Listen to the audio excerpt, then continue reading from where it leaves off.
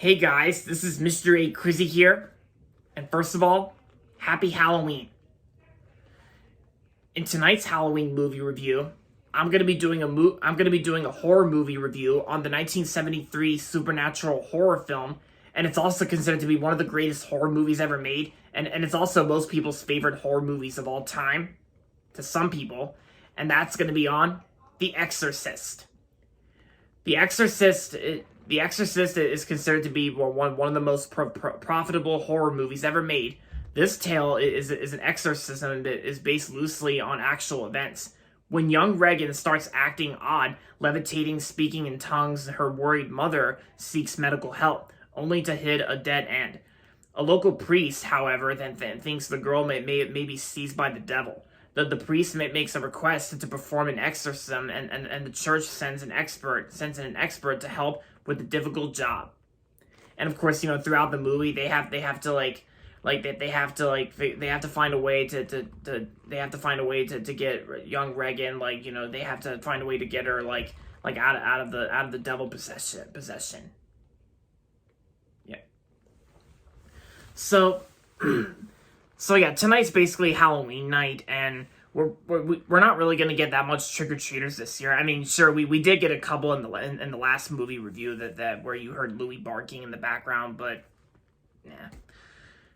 But yeah, I decided to watch something to conclude this Halloween season, and so I watched the Exorcist on HBO Max, and I gotta say, The Exorcist is definitely a really great movie, and definitely a classic masterpiece horror movie as well, behind The Shining.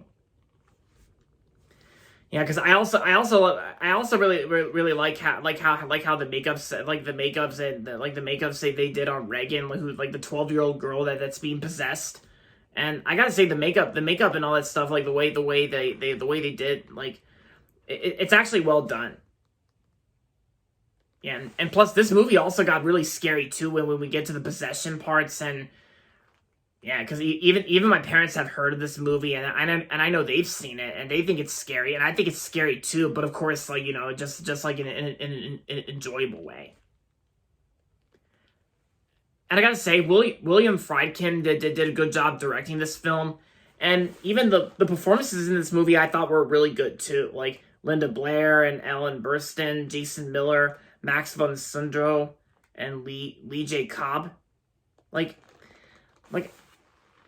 Most of the actors in this movie did a good job, along with the actresses. They all did a really good job as well.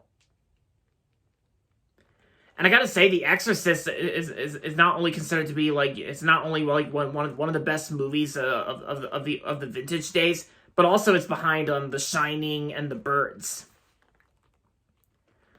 And I gotta say, The Exorcist has become one of my all-time favorite horror movies of the early 70s, as of right now, yeah. And plus, even The Exorcist even spawned a franchise too, with a few sequels that were released. But I don't think I would be that interested in checking out the sequels. But I've heard from one of my Facebook friends that they're actually making another Exorcist film next year. Yeah.